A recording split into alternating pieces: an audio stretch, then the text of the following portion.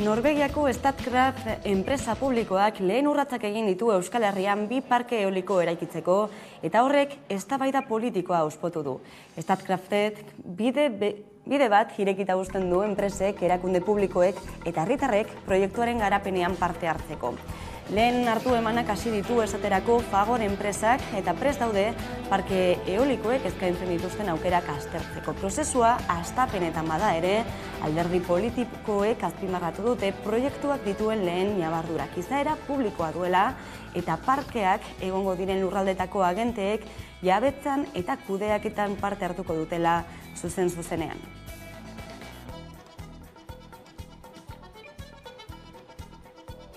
Kaixo guztioi, zer moduz ongitorriak gurean gaur magazinera. Iraiak 19 ditu gaur eta transizio energetikoaz hitz egiten hasiko dugu gaurko egun. Aipatu bezala, Fagor kooperatiba aztertzen ari da Debagoienan egin nahi duten parke eolikoan inbertitzeko aukera hori.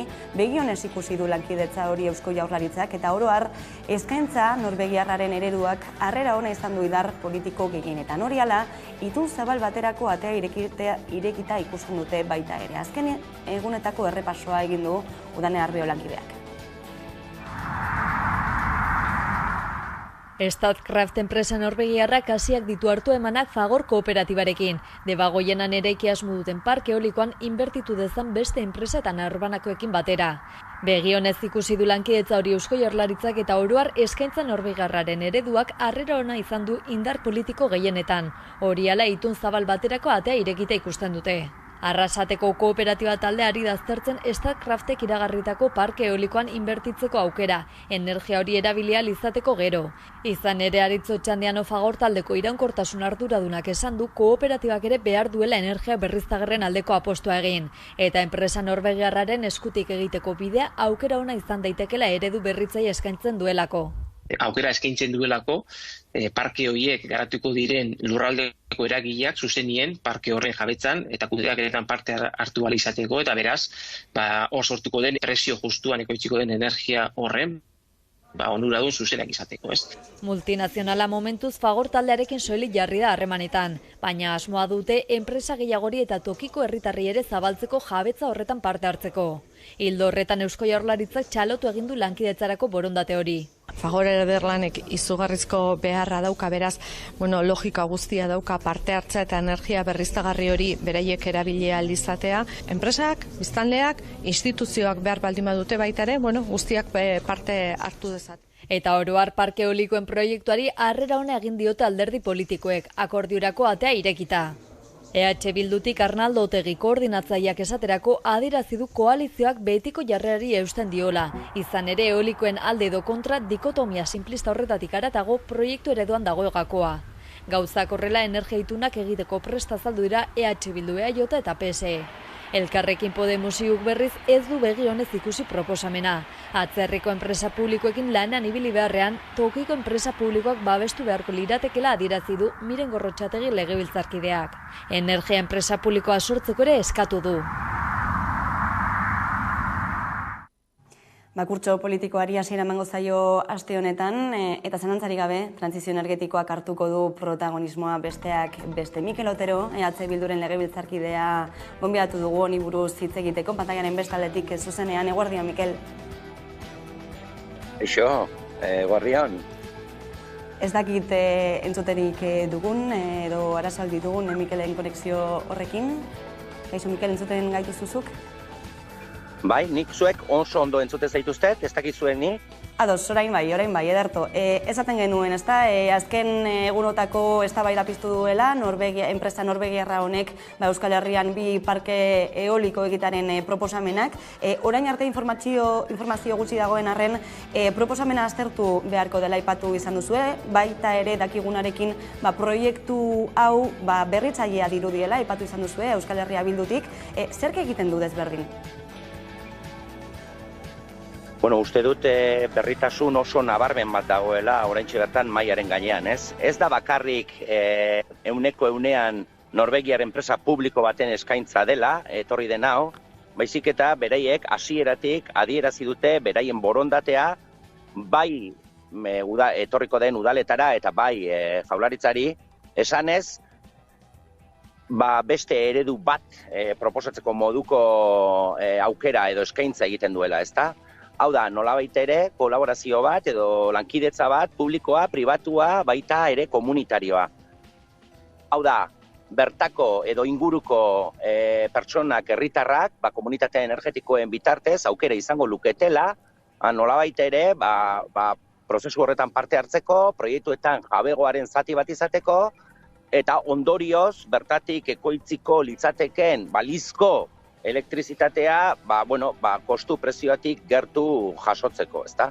Nik uste dut horrek, nobedade bat eskaintzen duela, eta hori dela eta esaten ari gara, aukera bat eman behar zaiola, esploratzeko Norvegiarrek ekartzen duten proiektu honi, ezta? Beti ere, kontutan izan da, hemen baldintza batzuk, oraindik ez dakizkigun baldintza batzuk bete behar direla, ezta? Hau da, neurtu behar da ea baliabidea dagoen, ea izan nahikori dagoen, neurtu behar da zeintzu diren ingurumen inpaktuak, eta guzti hau kontutan hartuta, eta dena ondo bidean, orduan, aukera hori errealagoa bihurtzeko aukera egongo litzateke, ezta? Aipatu berri dituzun puntu guzti horik izango lirateke proiektuaren letra txiki hori erreparatu beharko zaiona hemendik aurrera, ez? Gero ora, bide ematea ala ez, albidatuko luketena.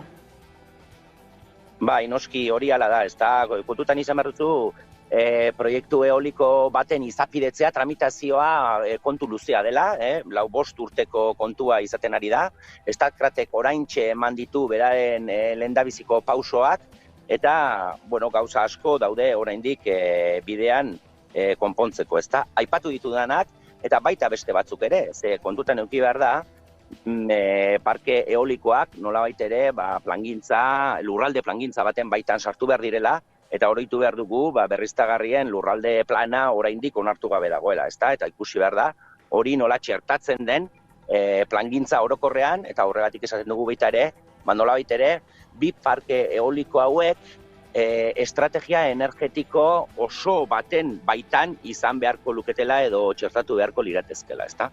Eta baita ere diogu, eta hori oso importantea da, gure ustez, hau herritarrekin batera izan behar dela, hau da, nolabait ere, enpresak herritarrekiko ere eskaintza bat egin du, baina ikusi behar da, herritarren hitza entzun behar da, eta nolabait ere hemen kontsentsu zabal bat bilatu behar da, bai interesatuak agertu diren enpresen artean, bai jaurlaritzaren artean, bai udalen artean, enpresa eta inguruan bizi diren herritarrekin ere, noski, hori ezin da falta prozesu honetan. Izan ere, lurralde plangintza aipatu izan duzu, horrelako proiektuen aurrean, batez ere herritarren arteko kezka nagusienetako bat izaten ohi da, kokalekoa zein izango den, nolako inpaktuak izango dituen honek lurraldean, beraz, horri ere erreparatu beharko zaio hemendik aurrera, aipatu duzun bezala, baina itun energetiko zabalezari garela ez, eta adostasun zabalaz lortzeko aukeraz, horrek zein desberdintasun edo zer ekarriko luke, zein aldaketa ekarriko luke EAen? Energiaren alorrean? Hemen bi kontu nagusi daudela esango nuke, ezta? Alde batetik, guztiok dakigu eta uda hontan bereziki nabaritu dugu guztiok krisi klimatiko baten aurrean gaudela, eta hori ja dagoeneko martxan dagoen prozesua da, ezta? Krisi klimatikoari aurre egiteko, besteak beste, ze gauza asko egin behar dira, transizio energetiko azkar eta zabal bat egin behar da, non oinarria izan behar duen baliabide fosilak atzean uzten direla eta energia berriztagarriak bultzatzen direla, ezta? Energia berriztagarri horiek eskala txikian, ekoizpen txikia ematen dute, beraz beste eskala batzuk ere antolatu eta planteatu behar dira, ezta? Prozesu hau, prozesu konplexua da, eta oso garrantzitsua da planifikazio bat egitea alde batetik, hau da beharra hor dago, baina baita ere oso garrantzitsua da jakitea ez dela bakarrik importantea zer egin behar dan, baizik nola egingo dan. Eta nola horretan sartzen da, orain eztabaidatzen ari garen ereduaren inguruko kontu hau ez. Ze kontutan eduki behar da, orain arte, elektrizitatearen mundua eta energiaren mundua, batipat, 4-5 enpresa handien eskuetan egon dela, eta ondorioz, transizio nola izaten ari den, beraien eskuetan egon da, eta ez herritarrengan, ez eta planifikazio publiko baten baitan, ezta? Uste dut, proiektu hauek, eskaintza, nolabait ere, eredu horretan, eredu oligopolista horren aurrean, beste eskaintza bat mai gaineratzen duela, ezta? Nolabait ere kontrol publikoa, jabega publiko eta komunitarioa mai gainean jarri dezaketena. Baina beti ere kontutan izan da transizio energetiko bat ez dela egiten bi parke eolikoekin. Hau da, plangintza handiago baten baitan txertatu behar dela. Mikel Otero, momentuz hauz izan da dena, EH Bilduko legebiltzarkidea eta energia transizioaren idazkaria. Eskerrik asko gurean izategatik. Bale, eskerrik asko zuen, nahi duzuen arte. Eta ingurumenarekin lotuta, udan, zer estan eman du Zubietako erraustegiak ere. Haren aldamenean den Arkaitz erreka izan den kutsadura dela, eta udan Arbeo. Barkatu. Gara egunkariak argitaratu zuen, Gurasos elkarteak Jaurlaritzan eskuratutako hainbat txostenen emaitza hori, eta ikerketa horien ondorioa izan da, erraustegiaren lurrazpiko uretan kutsadura toxiko maila handiak daudela. Kutsadura horrekin zerikusia zen dezakeen kontu baten berri jakindu baita ere berriak, eta horixe da erraustegian lanean aritutako behargin batek emandako informazioa. Horiek erakusten dute, Zubietako bi errauste lerroetan likidoak usteko baimenik gabeko drenatzaile tutuak eraiki zituztela. Horixe da Zubietako erraustegiaren azken berriak, horiexek azken berriak, baina 2020ko maiatzean Arkaitzarrekan izandako izurketaren harira irekizten ikerketa judizialaren ondotik zuzendariak deklaratzen hasi dira aurreko ostiralean. Udan Arbeo. Epaiketen bueltan ostiral honetan Donostian, Zubietako erraustegiak kudeatzen duen Gipuzkoako hondakinek kudeaketa partzuergoko zuzendari nagusi Cesar Jimeno, Ekondakineko gerente Santiago Barba eta Ekobaleko gerente Victor Guindo deklaratzen hasi dira inputatu bezala. 2020ko maiatzean Zubieta azpitik igarotzen den Arkaitzerreka errekan izandako isurketaren harira. Akusazio moduan aurkeztu da Gurasos elkartea. Bestalde joan den apirilaren 25ean gertatutako istripu larriaren ondorioz, Zubietako ingurumen konplexu deritzoneko transformadore jasotzaile nagusia, bere funtzio nagusia den balorizazio energetikoa ezin burutu geratu zen. Eta aparatuaren fabrikatzaile alemaniarrak baztertu egin du ura konpontzea. Transformadoraren enpresa fabrikatzaileak ABB Alemaniarra orain Japoniako Hitachi enpresarekin elkartuta dagoenak bere aldetik ez du gomendatzen aparatua konpontzea, jasandako kalteen larritasunagatik eta atzera ezintasunagatik, lehen txosten baten agertzen denez. Apirileko istripuaren ondoren erraustegia hilabete egon zen energiari sortu gabe eta errausketarako labeak erabili ezinik. Maiatzaren 25 geroztik, 6 hilabeterako baimendutako behin-behineko instalazio batekin ari da lanean. Transformadore nagusi matxuratuaren edukieraren laurden bat duten hainbat transformadore instalatu dituzten edukiontzietan oinarrituta. Nola nahi ere behin-behineko funtzionamendu horrek ere badu bere epemuga. Arauaren arabera 2022ko azaroan amaituko litzateke, eta beraz konplexuaren berehalako etorkizuna ez ezaguna da gaur egun. Bestalde konplexuan gaur egun errausten ari dira, baina ez balorizatzen. Egoeraren larritasuna ikusita Gurasos elkarteak gizartari dei egiten dio kasuaren aurrean duen alerta berriro aktibatzeko.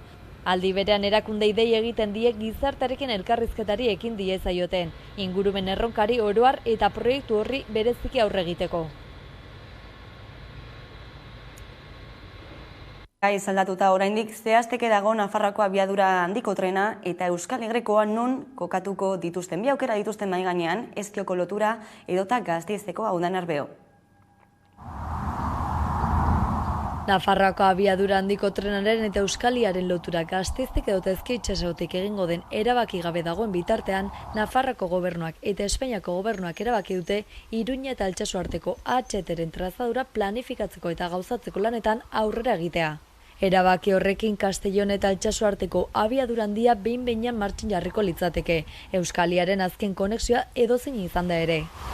Euskaliarekin lotzeko azken zatiari dagokionez Bernardo Ziriza Nafarroako lurralde kohesiorako kontseilariak defendatu du Gasteizko alternatiba ia osorik gainazalean doala, geoteknikoki asko aztertutako lursail batean. Korridore horren inguruan azpiegitura eta erekin ugari daudelako, egungo trenbidea eta N bat errepidea esaterako. Horregatik ezin omen da aurreikusi arazo geotekniko esanguratsurik. Altsasu Gasteiz aukerak ordea azpiegitura bikoizte eskatzen du. Ibilbide luzeagoa izango litzateke eta zentzu horretan eragin zabalagoa izango luke, sakana bit zatituz. Ezkioko aukerari dagokionez alternatiba honek bere gain dakar askoz laburragoa dela, baina bi aukeren artean garestiena. Aurrekontua 2.000 milioi euroko litzateke. Gainera, HT Aralarko mendigunari aurre egin beharko lioke. Plana 20 kilometroko tunelekin zulatza da, gutxi gora bera lakuntzatik Ezkio itsasoko geltokiarekin lotu arte. Baina Nafarroako gobernuko herrilanetako talde teknikoak kezkatuta daude orain arte egindako ikerketa geologikoa ez delako nahikoa Ezkioko alternatiban. Hori ala Bernardo Ziriza kontseilariak ministerioari eskatu dio prospekzio geofisikoak eta zundaketa geoteknikoak egitea, Ezkioko alternatibak dakarren ziurgabetasun maila handia argitu ahal izateko. Lurralde Kohesioko kontseilariak azpimarratu duenez, Nafarroako gobernuak bi aukeren informazio geotekniko, geologiko eta hidrogeologiko osoa behar du. Garrantzi estrategiko hori duen proiektu bat berme eta ziurtasun tekniko guztiekin gauzatu behar omen da. Bestela ez liratekela preste egongo erabaki arduratsu eta posibilista bat hartzeko. Gaiei helduta, ArcelorMittaleko zuzendaritzak aldi baterako lan erregulazio espedientea proposatu du 2023ko abendur arte. Espainiar estatu osoan lab eta sindikatuek baina argi adierazi dute ez dutela hura babestuko. Asteazkenean berriro bilduko da zuzendaritza sindikatuekin. Aiara de Urretak xehetasunak azalduko dizkigu. ArcelorMittaleko Espainiako zuzendaritzak aldi baterako erregulazio espedientea proposatu du 2023ko abenduaren 31 arte Espainiako estatu osoan. Horretarako enpresak negoziazio batzordea eratu du eta bertan LAB, ELA, Comisiones Obreras eta UGT sindikatuek parte hartuko dute. Asteazkenean berriro bilduko dira sindikatuak eta zuzendaritza. Arrabotza sortu du albisteak, izan ere LAB zein ELA sindikatuek ez dute proposamena begi onez ikusi. 2021ean 13 milioi euroko irabaziak izan zituelako Arcelorrek eta 2022ko lehendabiziko hilabeteetan errekorreko irabaziak izan baititu enpresak. Horrez gain sindikatuek nahiko lukete Euskal Herri mailan negoziazioa egitea. Egoera horrela Asier Calderonek labeko ordezkariak eta Unai Martinezek elako ordezkariak azaldu dutenez guztiz baztertzen dute erregulazio espedientea. Ez degula babestuko, esan gaik ez buruik ez duen planteamendu hau. Eta ugarbi erraten dugu, langileok ez da erraminta bat. Langileok pertsona gara eta gure eskubideak ditugu eta dugu inondikan inora horrelako errespetu falta onartuko. Eta Superberriako langileek greba mugagabea abiatu dute, LAB eta Comisiones Obreras sindikatuek deituta. Superberriak supermerkatuak BM markapean daude, Ugao, Laudio, Amurrio eta Bilboko denak itxina ditu enpresak, eta horrek 70 langile kaleratzea ekarriko luke. Aiara de Urreta, zer gehiago dakigu? Superberriakek 4 BM Shop frankizia ditu. Ugaun, Amurrion, Laudion eta Bilbon. Enpresak erregulazio espedientea proposatu du eta 4 dendak itzi eta 70 langile kaleratzea ekarriko lukeena. LAB eta Comisiones Obreras sindikatuek erregulazio espedientea baztertzea eskatu zuten, baina enpresak erregulazio espedientea bertan bera utzi ez duenez, irailean 16an greba mugabeari ekin zioten Superberriakeko langileek. Langileen ordezkariek ohartarazi dutenez gainera enpresak ez ditu arrazoi ekonomikoak erregulazio espedienterik ezartzeko eta den itziera kalaber langileen zein herritarren kalterako izango dira. Superberriak supermerkotako langileek greba mugabeari ekin diote enpresak aurkezutako enplegu erregulazioa salatzeko. Superberriak supermerkatuak BMko frankiziak dira eta enpresak 4 BM itzi nahi ditu Ugau, Bilbon, Amurrion eta Laudion. Eta horrek 70 langile kaleratzea ekarriko luke. LAB eta Comisiones Obreras sindikatuek deitu dute greba mugagabera eta eurek sindikatuek salatu dutenez enpresak ez ditu arrazoi ekonomikoak erregulazio espedientea ezartzeko. Ustez ez dago inongo arrazoirik ere bat egiteko eta enpresak negozioa utzi nahi badu egin behar duena da erosle bat edo beste alternatiba batzuk bilatu lanpostu hauek mantentzeko. Superberriakeko langileek enplegu erregulazioaren kontra greba mugagabea abiatu dute, baina erregulazio espediente hori herritarren kalterako ere izango dela ohartarazi dute herritarrek. Cerrar este supermercado supone dejarnos a los vecinos sin el supermercado del centro del Casco Viejo.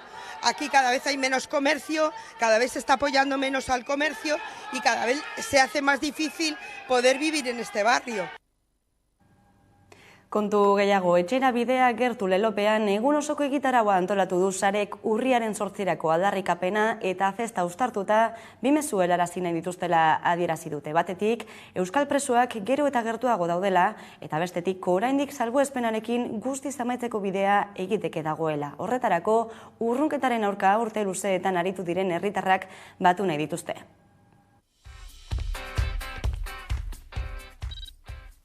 Maiketan emango diogu hasiera egunari, eta Donostia inguruetako herrietako kideekin egingo ditugu azken kilometroak.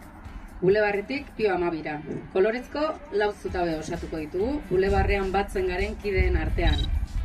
Azken kilometro horiek batera egin asmoz. Amabietan, Pio Amabira iristean gainontzeko herritarrekin batu eta manifestazio musikatuari hasiera emango diogu. Ilunbera bitarte. Ilunben, irakurketa nagusia egin eta jaialdiari hasiera emango diogu goizaldera arte luzatuko dena. Ilunben, barnealdean kontzertuen eskaintza 3:30 aurrera hasiko da, Maialen Lujanbio, Amets Arzaius eta Inaute Lorrieta izango direlarik jaialdiari hasiera emango diotenak.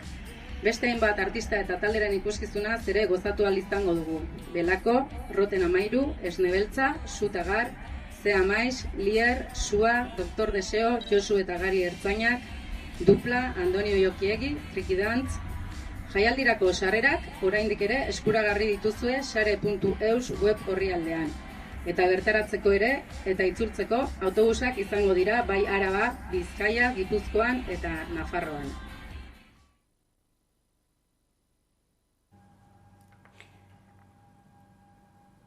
Sareko bozeramaileak aipatu duenez dagoeneko sarrerak salgai eta gogoratu baita ere Hamaika Telebistaren jarraitzaileen artean 10 sarrera bikoitz zozketatzen ari garela, sarek urriaren 8 prestatu duen jaialdi horretarako. Hamaika Telebistaren Instagram kontuan dituzue zozketaren xehetasun guztiak eta kulturari ateak irekiko dizkiogu jarraian atari berri bat badagoelako martxan. Plataforma digitalera euskaraz bikoizturik heltzen diren film, telesail eta dokumentalen bilaketa errasteko. Zer non ikusi.eus du izena, eta 200 titulu baino gehiagori buruzko informazioa eskaintzen du dagoeneko. Xumar, Altzugarai, eguerdion?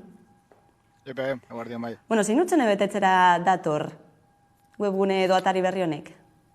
Gauzak errazteko asmoz sortu dugu web horri hori, azken hilabetetan, gehien bat pantaiak euskeraz bezalako ekimenei esker, plataformenetan eta orokorrean interneten euskarazko edukiak, ari dire gutxinaka kopuruan igotzen, baina egia da nahiko modu soltean eta batzutan jarraipena egiteko eta jakiteko zer dagoen eta non ikusi, zail xamarra da. Orduan lan hori errazteko, saiatu gara web horri honen bitartez katalogo bat egiten, eta bertan eguneratzen joaten gara ateratzen diren nobedadiak, baina baita lehenagotik dauden hainbat eduki, eta bikoiztuta aipatu duzu, bikoiztuekin hasi ginen, baina ja poliki-poliki ari gara katalogora gehitzen ere azpititulatutako edukiak. Orduan asmoa hori da, erraztea, klik gutxitan euskeraz ze aukera dagoen sarean denen eskura jartzia, eta horari gara poliki-poliki lanean. Lan mardula aipatu duzun bezala, ez da erreza izango hori guztia atari batean biltzea, baina zuek erraztasun hori eman nahi duzue, lan voluntarioaren bidetik, gainera, bilatzaile bat dela aipatu dugu, nola funtzionatzen du? Zein eratara bilatu daitezke? Atarian horri nagusia, izango litzake helbide nagusia zernonikusi.eus, aipatu bezala, eta hor hasierako horrian edo agertzen dira nobedadiak, azken egunetan, azken astetan atera diren eduki berriak, eta gero aparte ongo litzake katalogoa bera. Katalogoan edukiak atera hala daude ordenatuta, baina gero irizpide desberdinak ere daude. Demagun etxian gugak agula Netflix eta filmin kontratatuta, filtratu dezakezu plataformaka, jarri Netflixen eduki dauden, eta bertan ikusi, klik batean bideratzen zaitu zuzenean Netflixera. Eduki behar duzu kontratatuta lehenagotik plataforma hori, baina baita eduki debaldekoak ere jartze ditugu bertan, bai YouTubeen Play Storekoak ordaindutakoa die, baina adibidez EAEko liburutegi zerbitzuak ere baditu zintzilikatuta film dexente eta orduan gehienak plataformetakoak dira, azken molada noain horra hasi direlako edukiak bai azpititulatzen eta bai bikoizten, baina badaude debaldeko eduki dexente ere, liburutegitakoak, guain urrengo erronka duguna da, autonomia erkidegoko liburutegi sare ari gara integratzen poliki-poliki katalogoan, baina Nafarrokoa falta zaigu guaindik, Nafarroko liburutegi sareana, orduan urrengo erronkatako bat hori izango da, debaldeko edukiak eskaintza ditulako eta modu legalean. Orduan, hortan gabiltza bai. Badakizu, zer non ikusi, albidetzeko, jakiteko zer ikusi, euskaraz zer nolako eskaintza dagoen plataforma ezberdinetan, hori duzue atari berria Xumar, eskerrik asko zetasunengatik. Vale, eskerrik asko zuri. Eta kulturarekin jarraituta dakizue Donostian zinemaldia ospatzen ari dela egunotan, bada Juliet Binoche aktoreak bere ibilbidean zehar bidelagun izan duen isiltasuna goraipatu du Donostia saria jasatzeko ekitaldian. Horrekin utziko zaituztegu eta jarraian itzuliko gara eguneko elkarrizketa nagusiarekin. Gaurkoan izango dugu gurekin Maili Etxebarria, dietista eta nutrizionista. Orain arte.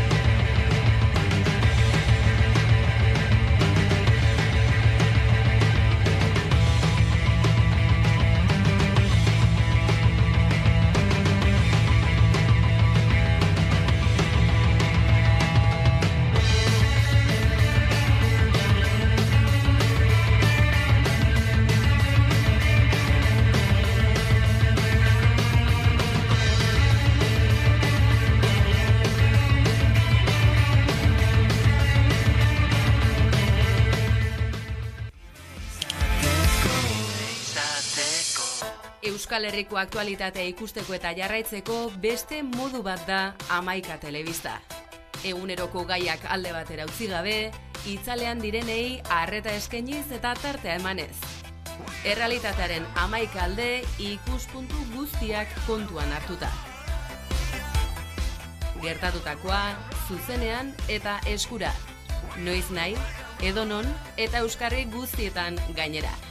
Telebista egiteko beste modu bat posible delako. Euskaraz, gertutik eta konfiantzaz. Egin dezagun, bat izan, 11 egin.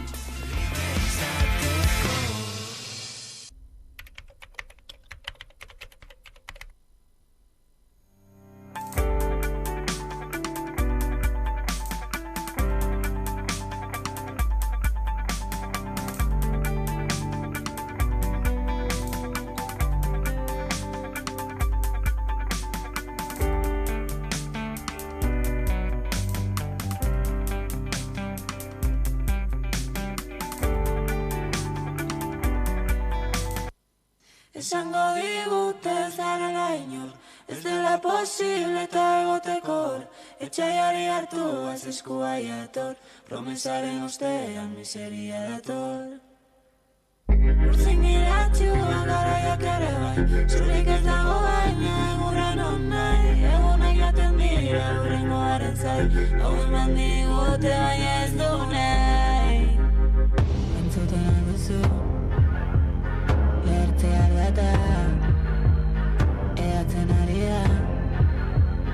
Baina ez zarata, eroriko dira, zimendu zarra, usteltzen ari da, zingo garaietan, godorra garaietan. Eroriko dira, gaur izan nahi ditut, zera besten dudan, bi montureko da,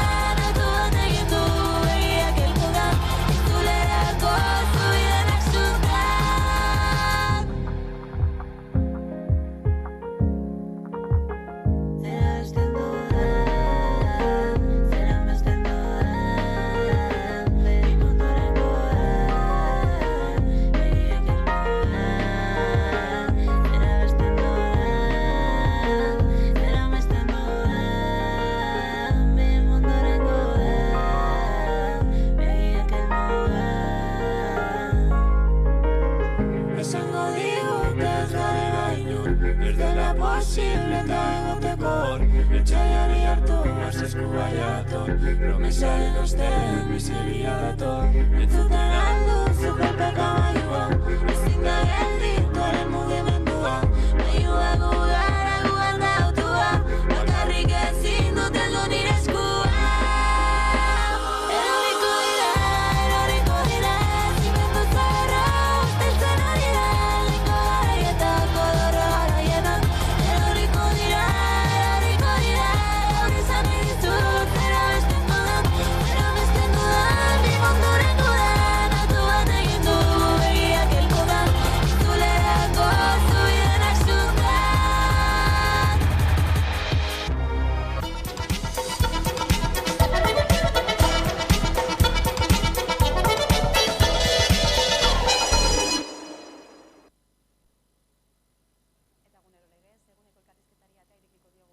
Gaurko gonbidatua dugu Maili Etxeberria, dietista eta nutrizionista da bera, eguerdion.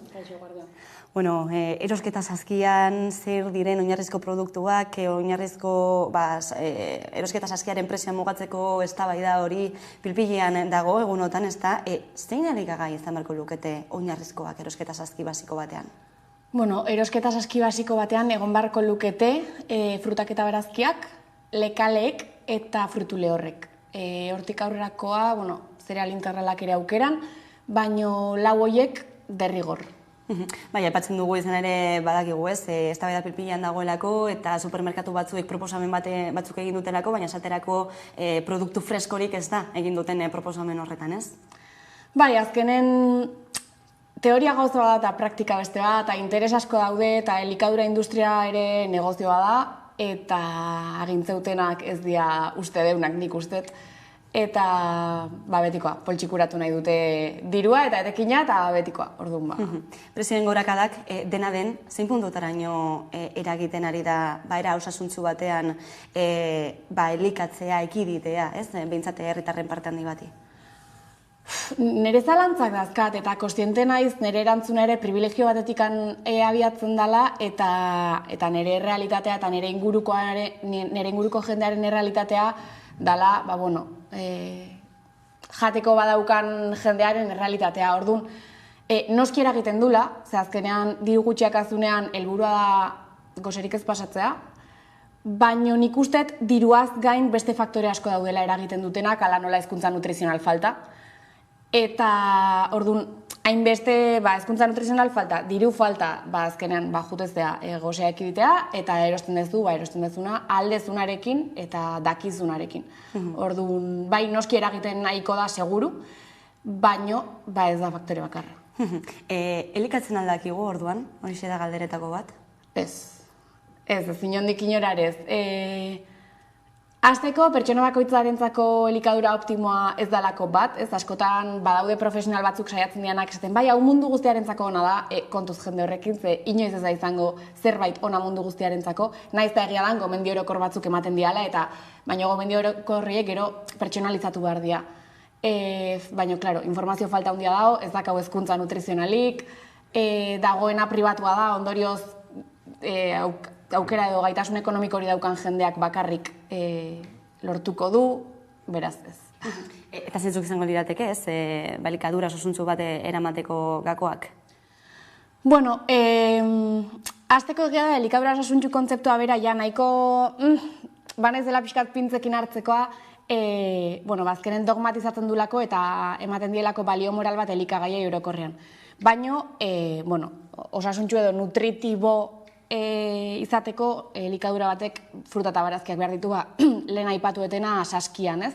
Fruta eta barazkiak behar ditu, lekaleak behar ditu, Espainiar estatuan kaloria gehiago kontsumitzen dira alkoholetik, lekaletatik baino.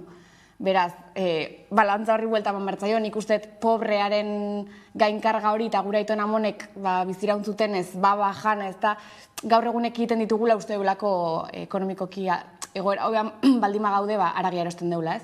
Baina, bai, fruta eta berdurak egunerokotasunan parte izan behar du, frutu lehorrek ere bai, lekaleke bai, eta gero hortik aurreako aia aukeran.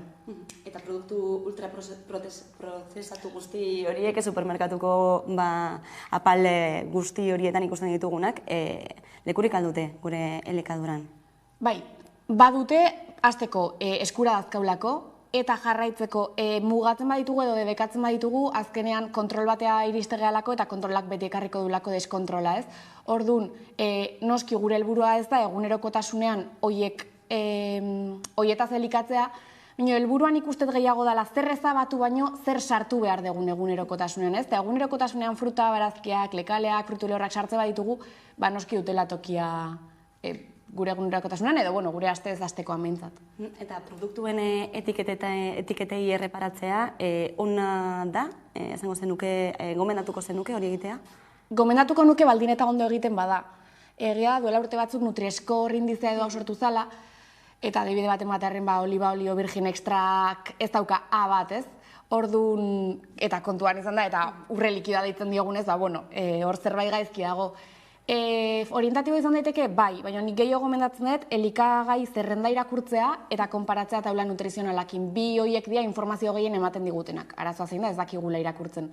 Gomendio orokorra, irakurtzea elikagaien zerrenda, eta zenbat eta hitz ez ezagun gutxiago auki, hobeto. Hori da, hola, laburkia olekoa. Aipatu izan duzu noiz bat, goze eta setasun sentsaziotik deskonektatuta bizi garela gaur egun. Zergaitik? Ez dakit nun dagoen kausa. Ikusi besteik ez dago, gure gizartean aurrek izan barko lukete gure maixutan dereño, behaiek konektatuta bizi dialako goze eta setasun sentsazioak. Eta gero ez dakitzen momentutan deskonektatzen gehan. Estimulo esternoengatik ziuraski, presio estetikoa eta barrez.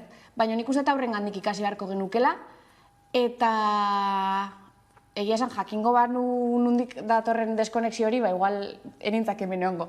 Baina, ez dakit nik uste multifaktoriala dela hori hola izantzea ere. Agian, izan daiteke, hasten garen heinean, nola baita ere batzuetan emozioak analizatzen ditugun elikaduraren bitartez? Bai, azkenean, egia da azken urtetan elikadura emozionala demonizatu egin dela erabat, eta horrere kontu zibili behar deula, azkenean elikadura emozionala biziraupen tresna bat izan da, osea, gutxikiak izan gehan eta amaren bularrakin elikatu baldin magea, guk amaren bularra ez dugu bilatuko bakarrik gozea dakaunean. Bilatuko dugu triste gaudenean edo beldurtuta gaudenean, orduan, evolutiboki lagundu digu gaur egunera arte iristen. Zein da arazoa, nola, hezkuntza emozionalaren falta dakagun, ez dala tresna bat gehiago, baizik eta dala tresna bakarra, eta elikadura bihurtzen denean, elikadura bezala beste edozein, ez? Bihurtzen denean tresna bakar egoera bat kudeatzeko, horrek arazoak ekarri ditzakela. Orduan, gaizkiago triste gaudenean txokolatezko izozki bat jatea? Pelikulek ere hor mina handia dute, esan behar da. Tresna bat izan daiteke, baino kontuan hartu behar deuna da, jaten dugun horrekin ez deula konponduko, baizik eta estali ingo deula arazoa. Eta arazoa barrurago daola. Eta emozioen kudeak eta hau elikaduraren bitartez nolabait lotu daiteke elikadura nahasmenduekin? Bai, elikadura nahasmenduak, ez dakitze puntutaino, beti fokalizatzen da eta arazoa jartzen da elikaduran, ez? Eta elikadura izeberraren punta da, arazoa ez da elikadura. Eta arazoa ez da gorputza eta arazoa ez da gizonak ikuste. Arazoak ez dira horiek dira sintomak. Elikadura nahasmenduan normalean datorren edo sakonean dagoen arazoa kontrola da. Ezin dugu gure bizitzako beste alor batzutan kontrola eduki, beraz nire elikadura kontrolatu ezaket. Eta noski erlazionatuta dago daukagun hezkuntza emozional deprimente honekin. Zein da argazkia gaur egun elikadura nahasmenduei lotuta? Argazkia da beltza eta nik uste argazkia dela realitatea baino koloretsuagoa.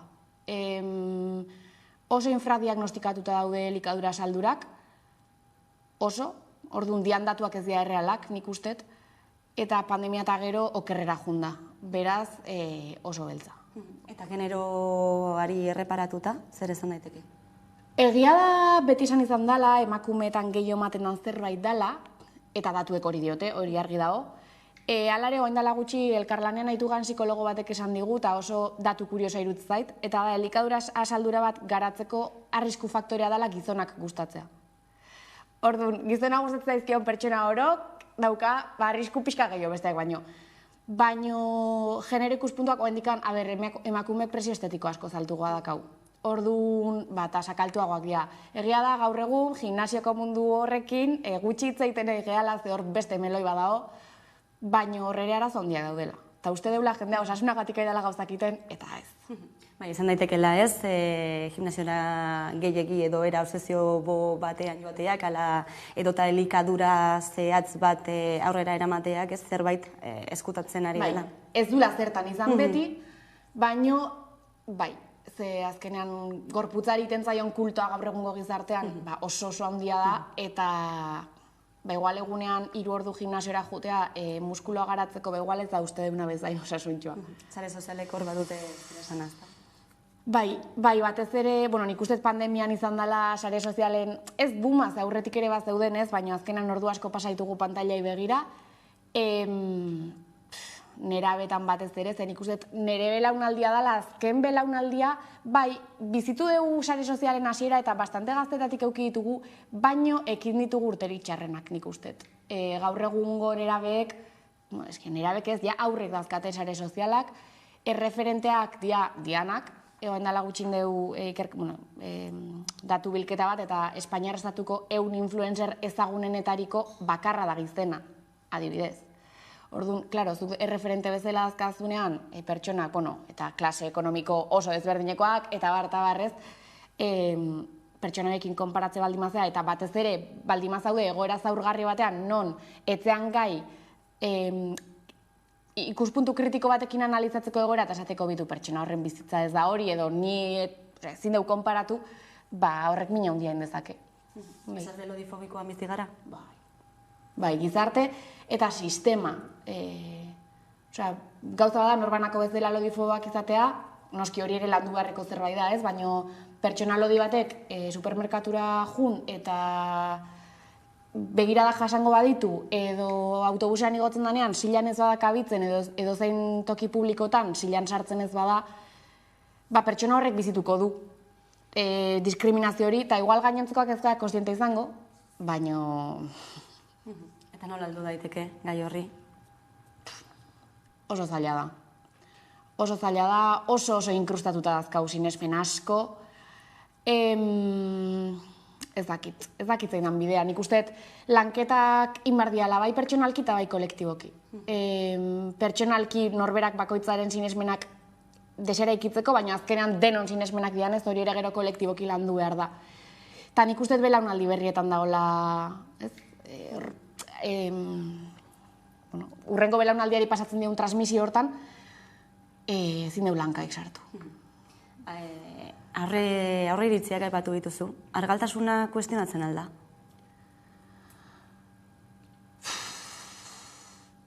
Ez dakitze esan. Ez da nahi dute askotan ez, lotzen dela argaltasuna osasuntzu egotearekin.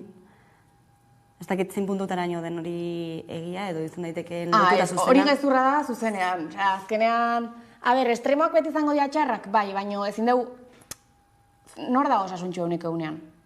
Nik uste gaur egun inorrez asma ez daukanak, rotula daka gaizki, rotula ez dakanak antxitatea daka, deno gaude gaizki. Orduan, pertsona gizenak baztertzea gizena daudelako, igual gizena daudelako ukiko dute arrisku faktore bat gehiago, gu azaltxurikoak izanez arrisku faktore bat gehiago dakaun bezala. Baina hortik estigmara... Askapen feministaren erronketako bat ez, bada gai hau. Nik usteet, mugimendu feminista korputzaren gatazka honi buelta ematea lortze badu, orokorrean gizarteak ez, baina irutzaiz feminismoak emango dula kriston pauso aurrera. Kriston pauso eta kriston motxilak enduko dula, eske orokorrean gure arazo eta privilegiotik da, noski baino gure arazo gehiena gorputzakin daude erlazionatuta. Orduan, hori lortze badeu... Gorputzaren kulto hori aipatu duzu, sare sozialek duten eragina, hipersexualizazioa zer hitz egin daiteke? Bai, eta nik ustetik hipersexualizazioa gorputzaren kultoakin eta ondorioz delikadurakin oso erlazionatuta da, hola. Gaur egun ikustea 3 urteko neskak bikiniaren goiko parteakin erabat normalizatuta dakaun errealitate bat da, eta hortik dator, leheno 12 urtekin epaitzen zana, oain 6 urtekin esatea eske ez dure alaba gizena da, edo zakizzer, edo ez da... Gaur ikusten un bideo bat YouTubeen, nola kritikatzen emakume batek, 15 urteko ume influencer bat Espainetan azido hialuronikoa sartzea jutezala. 15 urtekin, zegea egiten. Orduan, hipersexualizazio horrek gure buruangan segurtasuna nik uste hausten dula. Bai, eta txikitatik ez, entzuten ditugun komentario guzti horiek zen nolako ondorioak dituzten gerora. Eta gerora gure gorputzarekin sortzen dugun harreman horretan, ez? Eta horrek nola kondizionatzen duen gero bizitza osoa, azken finean. Bai, eske txikitatik jasotzen ditugun mezuak eta askotan ez dira mezu zuzenak. Osea, zure gurasoek esatea daukate, bai, jamar dezu danetik eta zure gorputza maitatu behar dezu, ja, baina ikuste badezu bizitza osoan zure amadietan, edo zure izeba dietan, edo zure lagunaren amadietan, alferrik da esatea, bai ez, maitatu behar dezu zure gorputza, gauza bat, osea, ez kontradikzio bat aizea jasotzen, eta zu ume bezala, konsientezea eta hori inkontzientera dijoa, eta gero zu heldua izatezearen seguraski dietan hasiko zea. Ze jaso ezu mezua da, pizena otea txarra da, eta bar, orduan, mezuekin noski oso kontu zibili behar da, baina nik uste mezuekin aigeala pixkanaka kontzientzia hartzen, baina ez gala kontziente, zeharka dijoazten mezu subliminal guzti horietaz, eta hor da, hola, benetan arazoa oso zabala da, baina horrekin ere mina handia iten dela. Nola sortu orduan, ez? Harremanun bat gorputzarekin. Eski oso zaila da. Osea, bizigan gizartean daukaun presio estetika aukita oso zaila da. Baina, nik uste aurretik aipatutako lanketa pertsonal eta kolektiboak oso garrantzitsuak diala. Mugimendu feministan gai hau fokuan jartzea oso garrantzitsua dela. Eta pazientzia eta indarra. Dietak aipatu dituzu lehentxeago, dietaren aldeko apustua egingo zenukezuk? Ez, antidieta profesional bezala klasifikatzen den nire burua. Bai, ez, konprobatuta da, dieta berez da dena, ez? Baina gaur egun dieta erabiltzen da pixua galtzeko, galtzeko dieta bezala. Bai, eta konprobatuta da, 87an porrot egiten dutela. Porrot egiten dutela zer da, berriro pixua irabazten dela. Porrot kontzeptua ere, orduan, eske ez daukatzen. Falta zaizkigu elikatzen jakiteko eta eureka hori mantentzeko bizitza osoan zehar. Bai, baina ez da, ez da ere, bai, azkenean, zuk zure bizitza normala esan dezagun, aurrera eramateko, pasaber eta gorputza mantentzeko, sufritu behar badezu, gorputza hori ez da zurea. Zuk eraman behar dezu bizitza normal bat, eta jan, ez dut esaten egunero palmera bat jateko ez, baino, oreka hortan eta barazkiak presente izanik ez dakizer, baino, azte urtean parranda, imaginatu, edo, olako gauzakin da, zure gorputza mantentzea lortze badezu, hori da zure pixu ideala eta hori da zure gorputz ideala. Eta ez formula batek dioen X berdin. Zein iritsi duzu nutrizionistek edo nutrizionistek duten pisuaz edo paperaz osakidetzan esaterako edo eta hezkuntzan? Presentzia lotxagarria da. Beste profesional asko bezala ez gaude osasun publikoan. Eta horrek ekartzen du berriro ere, klase banaketa bat egotea. Azkenean, diruz ordaindu ezakena, jungo da nutrizionista batena, eta hezkuntza nutrizional hori jasoko du, eta dirurik ez dakanak ingo du alduna dauzkan baliabideekin. Orduan, berriro ere aigea, klase banaketa haunditzen. Noski, gure papera ezinbesteko iruditzen zait osasun publikoan, beste osasun profesional askok dioten bezala, eta noski, baino ez dakit nik uste gutxi etxita gaudela pixkat. Nola gaur egun osasun publikoan medikuek eta erizainek jartzen dituzten dietak, Eta hezkuntza alorrean? Hezkuntza alorrean ja... Ematen dan informazioa oso zarkitu da. Ematen bada. Eta hor, buelta baten martzaio kurrikulumai eta ematen dan informazioai. Nik uste eta egala pixkatez, belaunaldi berriak sartzen di joazten einan hezkuntzan kontzientzia pixkatai dela pizten eta konstiente gehala gorputzakiko erlazioan eta hezkuntza emozionalean, orduan, beste bat, gehiago. Baina eske, hain ordu gutxi daude hain beste gauza diteko, pixkanaka. Azken gadera, nola ikusten duzu gizartea elikadurarekin lotuta, azken finean? Gaizki. Gaizki, baino ez dakigulako jaten hezkuntza emozionala, hezkuntza nutrizionala barkatu falta zaigulako, edo baita ere, baino elikadura gaur egun da edo kontrol tresna bat edo ies egiteko tresna bat. Eta elikadura da. Orduan lortu behar dugu pixkat, gorputzera begira bizia, baina ez geha gorputzetik bizi eta gorputzetik bizitzen ikasi behar dugu. Eta horrekin, gozeak haunean jan, beteta gaudenean jateari utzi, nekatuta gaudenean deskantxatu, oso obioa dirudi, baina ez dugu iten. Orduan, gorputzetik bizitzen ikasi behar dugu, nik uste hori dela konklusio. Menzu horrekin agurtuko gara, Maili Etxeberria, dietista eta nutrizionista, eskerrik asko gaurkoan Hamaika Telebistara gerturatxagatik. Eta tarte baten ostean itzuliko gara, egunero lege solasaldiari bide emateko gaurkoan gurekin izango ditugu Esti Linares eta Eneko Ander Romero, orain arte.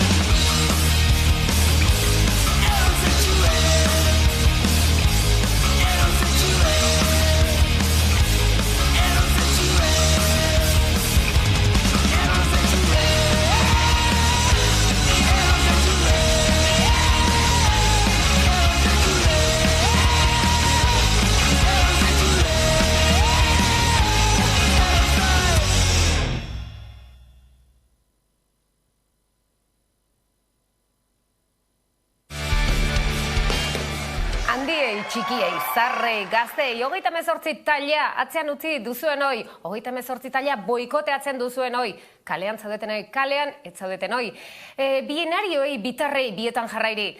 Baina zertaz ari zera? Zertaz hitz egingo ote dizuegu gaur ez dago erraza, Zerbait kontatuko dizuegu. Sexua hitz egin behar dugu. Bueno, bale, Kenean hainbeste espero genuen gertakaria. Eta zein da? Priori, zein da? Zetzeate gogoratzen. Gaur segunda. Asteazkena. Eta asteazkenetan? Kolpez kolpe, bueltan da!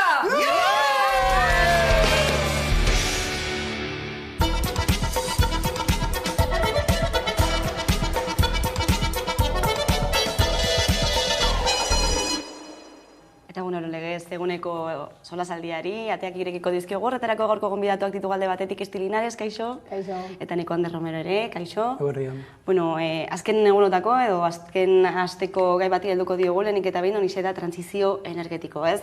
Argi dago hemendik aurrera gaiak pisu hartuko duela, ostegunean hastiko dela EAen behintzat ikasturte politikoa eta alderdi politikoetatik bertatik ere hizketa gai nagusietako bat izango dela, erronka handia dugulako aurretik ez da, zer egin energiarekin, energia krisia bertan dugulako, tartean ez, Ukrainako gerra, prezio altuak, galdera nagusia da, nola egin trantsizio hori, ez? Berriztagarrien aldeko apustua geroz eta argiagoa dela dirudi, baina galdera da, zein eratara eramango den aurrera, ez? Kontu dauderako mai gainean. Eta galdera sakona da, ez da, zer egin aldezakegu, nola bideratu zemotatako estrategia daukagun egoerarekin ikusita, non historikoki, ez da, batez ere energia enpresei edo enprese buruei eman diegu. Ez da, karta txuria dani duten egiteko. Claro, zer gertatu da, gauden momentu baten, non, claro, hainbeste karta txuria emanik, orain dekogu horretakoagun egoera.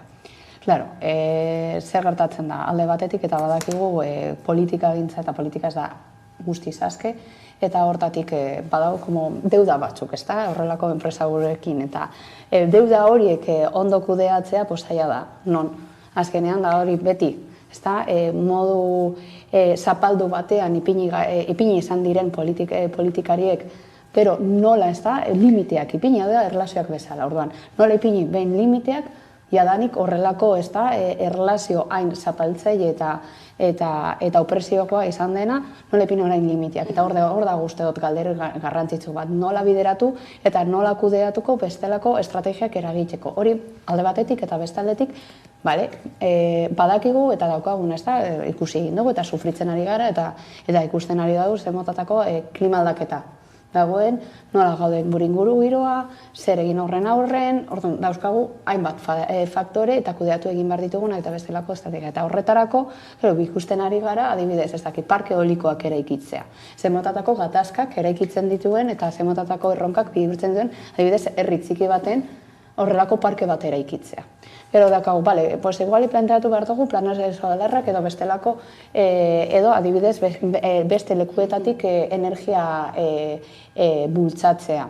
Claro, horretarako alde batetik eta orain dela ez da, aste bat honi buruz hitz egiten genuen, adibidez arden kotxe bat, edo zemotatako zailtasunak ditugun adibidez, orain kotxe elektrikoak erosteko zen, eta oso garestiak dire, ez daukagu, ez daude, ez da, urbanistikoki ez gaude prest hortarako, orduan, dauzkagu mila erronka, batez ere, ez da, trantsizio energetiko hori egiteko, enronka oso desberdinak eta erpin oso zabalak eta desberdinak dauz, orduan, estrategiak asko izan aldira, baina, klaro, horretarako ondo egon behar dira planteatuta, eta batez ere, eta gertatzen zaiguna normalean, zer egiten dugu estrategiak, epe laburrerako ipintzan ere gara, eta bada, nire zentzazioa gaudela momentu baten, gaudela une honetan partzeak ipintzen. Pandemia honetan, partze bat, beste partze bat, baina, klaro, ez badugu ikusten luzetara oso zaila da. Eta gero beste aldetik uste dut oso garrantzitsua den beste gauza bat da kontzientzia maila eta pedagogia erabiltzea.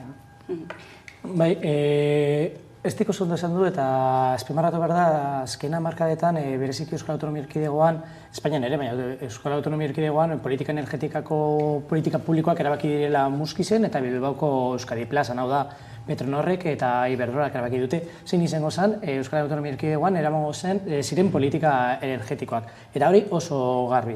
Batzutan asko zarriagoa ikusten da, nora politikari trasbaseak modu zuzenean ikusten dugu zelako, eta beste batzuetan interes espezifiko batzuk privilegiatzen zirelako beste batzuen gainean. Hori ez da sosteniblea momentu honetan, baina ez da sosteniblea pentsamendu aldaketa bat emon dalako, ez da sosteniblea krisi energetiko erraldoi batean gaudelako, prezioek egin dutelako gora, energia iturrien inguruan eztabaida bat dago, horrek bultzatu du nolabaiteko aldaketa bat. Aldaketa behar bat gitzilez. Diskurtziboki, bada ere. Segero ikusten dugu nola trantzizio energetikoa momentu honetan, horren dela 10-15 urte trantzizio energetikoaz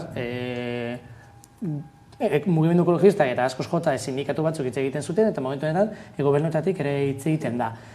Zein erantzuna? Bai, trantzizio ekologikoa egin behar da, baina alderdi nagusiek Europar Batasunean erabakitzen dute, EAJ barne, erabakitzen dute, orain gasa eta nuklearra izango dela energia erdea. Gasa eta nuklearra orain erabiltzen ari dena, orduan zein da, trantzizio mota dago. Eta orain enteltzen gara parke eolikoekin. Parke eolikoak ez dira barriak bat ere, baina egia da azken urtetan segurako aurrera pausuak eman direla, baina, klaro, parke eolikoak ez dira nolabaiteko mirari bat etortzen direna gure kontsumoa bestera, kontuan hartu behar dugu edaen produzitzen dugun energia, kontsumitzen dugunaren, baino erdia, baino gitzagoa dela. Eta ez dira mirari bat, ez dira dorre inosente batzuk ez dutela arazorik ekaltzen, ez parke eoliko batek ekaltzen dugu zarata inguruna, ekaltzen ditu bestelako arazo ez estetikoak soilik baitzik eta faunan eta bar, gaztiak hiltzen, hori guztiare kontuan hartu behar da. Zein arazoa? Gaudela pentsatzen denbora guztian, energia gehiago beharko dugu, Eta ez gara gelditzen, ertain eta luzera pentsetan, ea zer nolako kontsumoa egin nahi dugun. Hor dago erronketako bat, eta bestetik dago, ea adosten dugun zer nolako politika energetikoa aurratuko dugun, autokontsumoa privilegiatuko dugun ala ez, operadore publikoak, tokiko operadore publikoak nahi ditugun ala ez, edo azekaz hitz egingo dugu partzen inguruan eta erabaki puntualen inguruan. Ez dizuk ere uste duzu berak azaldu bezala agian trantzizio honetan aurrera pauso bat eman eta bi atzera egiten ari garela?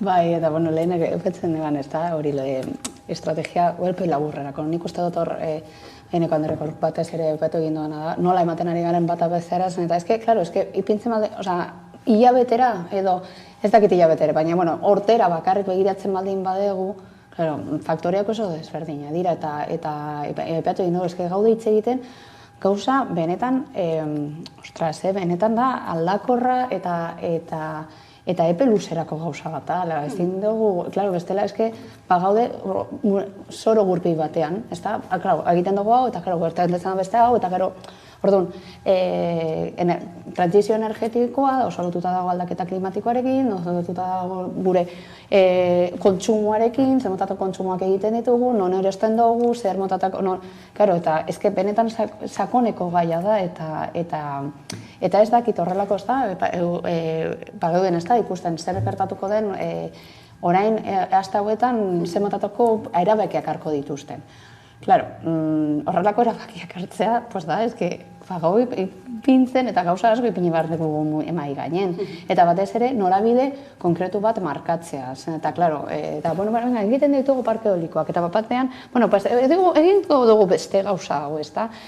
Norabide uste dut sakona eta ibila eta beste gauza garrantzitu bat partekoia izan behar dela. Zergaitik zen eta, claro, bestela egitzen gertatzen dena da, eta batez ere, guk Euskadin bai dekogula oso sustraitik uste dut bizi egiten dugu, adibidez den gure inguru giroa, zein ditzunk diren gure mendiak, hortatik nik uste dut bai dekogula kultura oso sakona, eta batez ere oso lotuta naturarekin, eta hortatik ezinbestekoa hartzen diren erabakiak benetan hartzea modu partekoi batean eta denon artean, ez ipintzea, dauzkagu mila adibide, ez da, mozten ditugu nik adibidez orain dela gutxi, ez da, nire herri bertan, ez da, gertatu egin da, moztu egin dut iztela guztiz, zuhaitz guztiak, eta bertako, eta zeuden hor, baratza asko zeuden, hainbat ego, claro, jendea dago haserre, eta, klaro, zertarako eraikinak egiteko. Horrelako erabakiak eta justiz talka egiten dago, gauden hitz egiten ari buruz. Orduan, ezinbestekoa da, kontsumoa, pedagogia, eske gauza asko aldatu beharko lirateke. Berandu goaz dena den, zure ustez zeneko? Bai, berandu goaz, azken urtetan ez darako emon eztabaida serioa honen inguruan, eta azken adibidea izan dugu azken 2 aste edo hilabete honetan. Egon zen eztabaida oso sakon eta protesta askorekin eta aurrera pauso ekin frackinarekin. Eta hori gelditu zen, ikusi zarako esala errentagarria. Ez protestagatik edo eztabaida edo ondorio sakon batzuen ondorioz, baizik eta diru kontu batengatik ikusti zen estatu batuek egin zutela horrelako apostu bat ere, eta orduan esan lehiakortasunaretik esan efizientea. Baina orain ikusten ari gara ere zer gertatzen ari da parke eolikoekin. Nolabait, politika orokorrerako edo uneko politikarako eztabaida absurdoa bilakatzen ari da. Ez baina zuek, ez baina nik, ez baina gu. Edo erraustegia egin zanean Donostin hori planteatzen zen, ez baina energia sortzeko da, baina ez dugu hainbeste zaborra kontsumitzen energia sortzeko, eta Bilbondeko gu horren adibidea. Beraz, igual momentu aldu da, nun hainbat eragile politiko eta soziala adostu beharko dituzten, ezer nolako kontsumo eredu energetikoa nahi dugun eta nola eramango dugun aurrera. Baina hori ere, beste egin batean heldu da urarekin eta uraren privatizazioarekin, ez da guztiz energiarekin, baina ikusi dugu nora beste herrialde batzuetan adibidez autokontsumoa eta tokiko hori tokiko operadore energetikoak sortzen ari diren eta tokiko kudeak eta bultzatzen ari den, eta hemen ikusi dugu adibidez nola Lehartibain herri batzuk ura haien kabuz kudeatzen zuten, eta orain ur batzuen gora eraman egin da eta esku pribatuetan ere utzi izan da. Beraz, diskurtsiboki maila batean gaude, baina gero praktika eta politika publikoan beste baten. Eta batzutan konbergitzen dute eta beste batzuetan guztiz kontraesankorrak dira, eta hori da zer gara, bigarren mailako hiritarrak edo hiritar tontuak ez dakigula zer gertatzen ari dan edo guzurretan edo brometan inkluso ibial direla, bizkate broma bat dirudi. Transizio energetikoan zari garen honetan, gako batzuk emango dizkigu zuzenean Aitor Urresti, EHUko irakaslea da eta energia berriztagarrietan aditua, pantaiaren beste aldean daukagu eta agurtuko dugu. Eguerdion, Aitor? Eguerdion, bai. Entzuten gaituzu ez da, transizio ekologikoaz, energetikoaz aritzen ari gara solasaldi honetan zehar.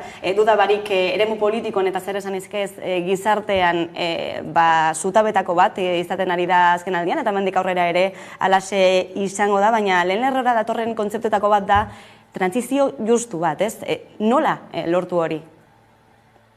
Bueno, ez da horren erraza, ez? Baina lehenik eta behin kontutan hartu behar duguna da une honetan gertatzen ari deneko bai krisialdi klimatikoa eta baita ere trantsizio energetikoak berak ez duela modu berdinean eragiten gizarte guztiarentzat eta bereziki gure gizartean ahulenak direneko jendearengan eragin bortitzagoak sortzen ari da, ez? Hau buruan ez badaukagu, gure politikak ez dute nolabaiteko eskubide bereziki gizarte justiziaren ikuspegitik ez dugu barneratuko eta orduan hortik abiatu behar gara, ez?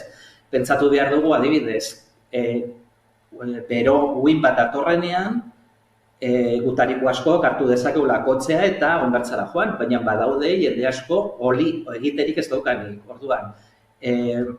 Lortu behar ditugu aterpe klimatikoak gure herrietan bertan, baita ere hurbiltasunean, egoera larrian daudeneko pertsonak bertan egoteko hainbat neurri sortu behar ditugu eta hemen bereziki garruna da gizarte ikuspegi hori eukitzea, ez? Hau da, argi eukitzea nolabaiteko eraginak desberdinak dirala gure gizartean eta bereziki diru gutxi edo gutxien dauzkatenak dirala gehien jasatzen ari diranean bai krisialdi klimatikoa eta baita ere krisialdi energetikoarekin dauzkaguneko ondorio txarrak.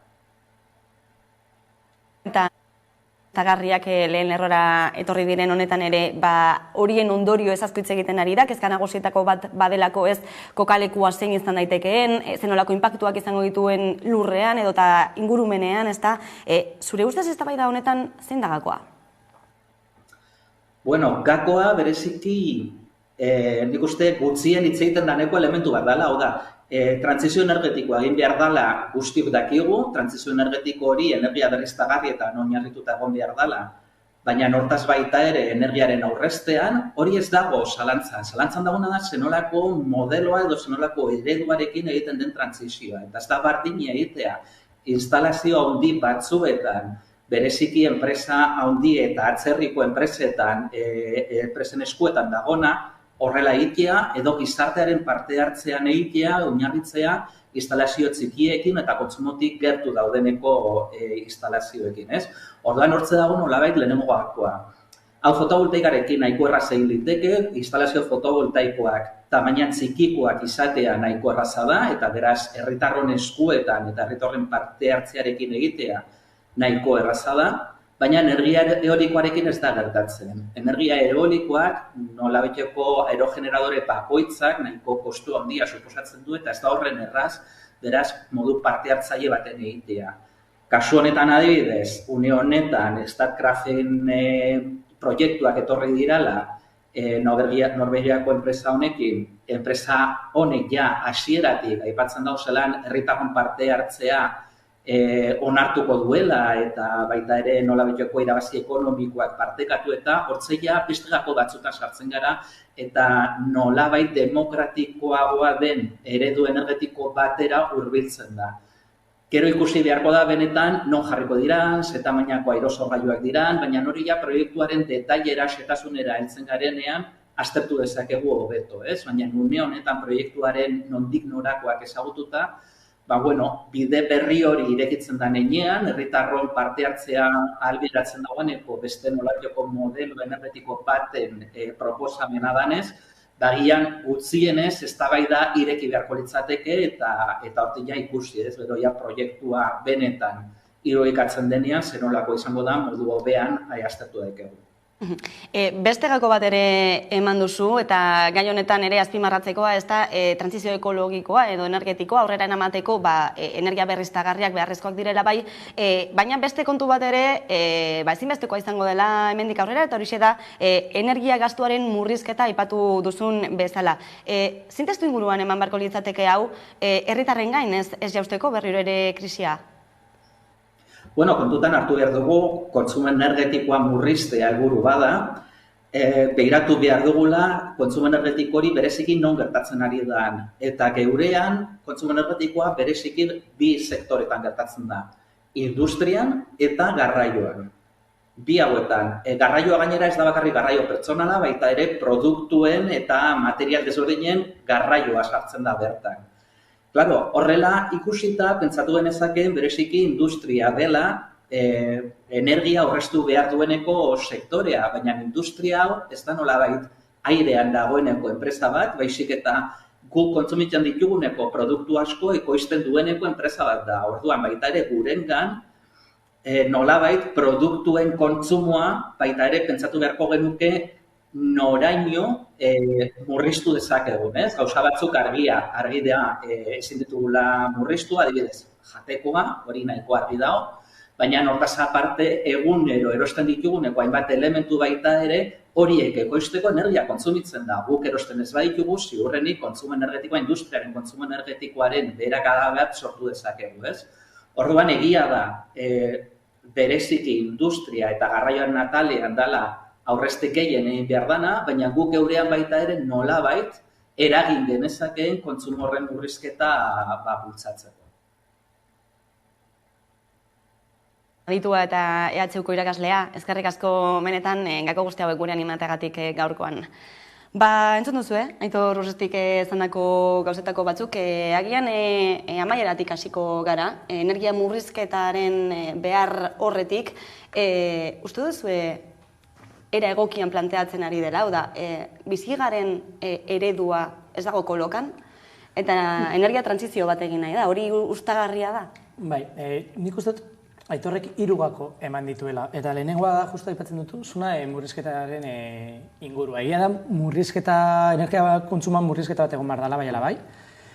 Eta ikusi dugu azken aurrera pausu batzuk eman direla bereziki Espainiatik hartutako dekretu pizkat kaotiko horrengatik, baina nahiko logikoa ematen duena.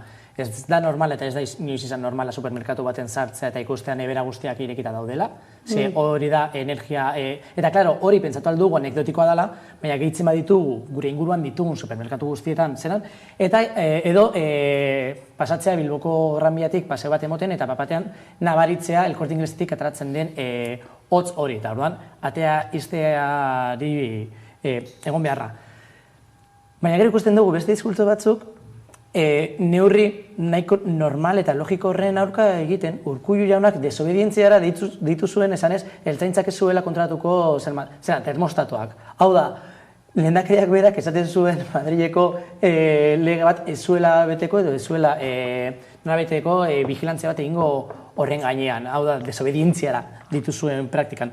Pizkat ilogikoa da ematen. Niretzat bigarren gakoa ere Aitorrek eman dauena izan da, txiroek ordainduko dutela, txiroek edo txiroenek edo klase popularrek ordainduko dutela aldaketa klimatikoaren parte handi bat, ordaintzen ari direla, eta hori ere oso kezkagarria izaten ari da, eta berriz ere ikusten dugu nola politika publiko batzuk oso absurdoak diren, Bilbon adibidez, udan egondako bero olatuekin proposatzen zen, ez, baina egin behar duzuna da, El Corte Ingelesean sartu hotza edo bero hori espazetako, hau da, joan behar zara leku bat nun energia makrokonsumo bat dagoen, eta hori da neurria eta ez adibidez parkeak egitea edo iturri gehiago jartzea edo porlana baztertzea. Eta nik uste dute hirugarrena da, eta igual hori gero berratuko dugu, Statkraften enpresak ireki dauen meloia. Eta hor ereduaren inguruan nola arte Iberdrolatik eta Repsoletik edo Petronorretik inposatu diren politika energetiko batzuk eta hemen egingo dugu edo frackinga edo hemen egingo dugu parke eoliko bat eta hori onartu behar zan bai ala bai eta orain beste eredu berri bat dagoen un enpresa publiko bat, etzelekoa bai, baina enpresa publiko bat batek egiten dagoen proposamen bat tokiko instituzioetara eta EH Bilduren giroa baldin badago, nola kokatzen den, autokontsumoari begira egoala ematen zuen, eta orain nola, erako proiektu handiak, baina beste mota baten onartzen dituela. Guztiz, ez da, lehen aipatzen emanean kontsumoa eta pedagogia hitzak zioan bide honetatik zen, eta, klaro, egia da, hemen dago, lehen aipatzen denun, eta aipatzen adiriden faktoriak da alde batetik politikoek egin aldutenak. Beste aldetik guk egin aldeitzak egunak eta gero baita ere enpresa buruek zen egin alduten eta nola jokatu. Ordan, hemen dauka lotura guztian zen eta politikoek ez badote parte hartzen edo eskua hartzen, gero horrek eragina deko zen eta hori da baita ere pedagogia.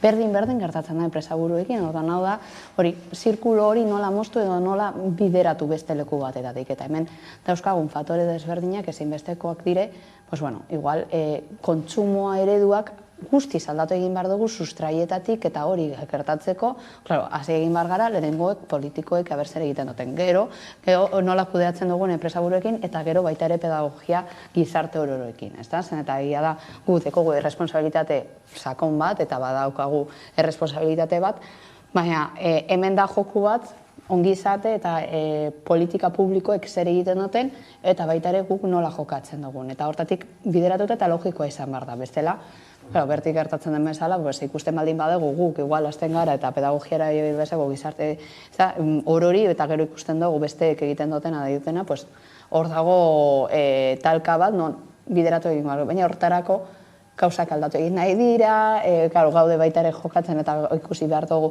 sistema kapitalista eta produkzio batean gaudera guztiz murgilduta eta hain murgilduta gauden gure sustrai bidetan, pentsamendutan, nola jarduten dana daukagu oso murgilduta eta oso normalizatuta. Eta hori apurtzea oso zaila da. Eta nik adibidez, igual, lan egiten dudala beste pedagogia, batez ere hori matxismoa nola aldatu eta nola gure jokabideak nola aldatu, ni neuk askotan konturatzen naz, dugu, ostras, hau, begiranik irakurrito da, edo Gander komentatzen zuen modun, bai, igual diskurtso mailan bai dekogula, baina hori praktikara nola eraman. Eta beti bezala talka bat dago, ezta? Zer den diskurtsoa eta gero zer den praktika. Eta honetan baita ere, gauzak eta praktikara eramateko eta benetan praktikara eramateko, igual baita ere, eta horrela, hezkuntzatik hasiko barko ginateke, bestelako programak, gauzak, horrezketik, nik uste dut gaia hain zabala dela, eta hainbeste gauza egin behar dire, eta oso, eske egon gara, baita ere guk bizi gara industrializazio, ez da? Prozedura batetatik, eta hori guzti aldatzea, eta gure, gauza asko aldatu egingo barko genituzke. Energia krisitik eratorritako ondorietako bat izan da, elikagaien prezioen gorakada nabarmena, ikusten ari gara egunero supermerkatura edota merkatura goazenean, ez da gure poltsikoek zenolako ondorioak jazten dituzten azken hilabeteotan, eta mahai gainean dago ea oinarrizko produktuen prezio hori mugatu aitekeen, behintzat supermerkatu batzuekin akordioetara heltzen. Zer iruditzen zaizuen neurria? A ber, argi dago, zera eta hori danok somatu dugu, oinarrizko produktuak erosterakoan eta beziki elikagaiak erosterakoan, kriston, gorakada egon dela. Eta gorakada horrek eragina izan du gure ekonomia familiarretan, gure ekonomia individualetan eta orokorrean gure erosmen ahalmenean. Oso jende gitzik edo jende asko hobeto esan da, aldatu egin du bere kontsumo ereduaz, ez da sustengarria ez haientzat, haien ekonomiarentzat. Eta hori kezkagarria da, ze gainera hori gertatzen da, ematen oinarrizko produktuetan. Orain ikusten da, neurriak hartzen direla bai kontsumotik, bai Yolanda Díezek kanpaina preelektoral horretan sartuta, produktuei muga bat jartzea baino, ze hori ematen du Alderdi Sozialistak ezetz erabaki duela, nolabaiteko adostasun bat bilatzen patronalarekin. Baina azten zaigu gure sistema honetan eta legez ezin direla prezioak paktatu. Hau da, hor dago Komisio Nazional de Mercados y Consumo delako hori, lehiakortasuna mantentzeko, inkluso produktu basikoetan ezin direla adostu prezioak. Gero energian gertatzen da eta multak guztiz penagarriak dira, txikiak dira. Baina produktu basikoetan ezin da sartu. Beraz, gobernu honek dekon, aukera asko ditu, baina daukane aukera bakarra izango da prezioi muga jartzea edo bestea lehiakortasuna bermatu eta ezer ez egitea. Beraz, atake interesgarria da eta kezkagarria ere. Bai, eta, klaro, egia da, Meneko Landerrek egin duen testu ingurua oso ona da, eta orain eramango dugu igual hori praktikara eta zer gertatzen den, ezta?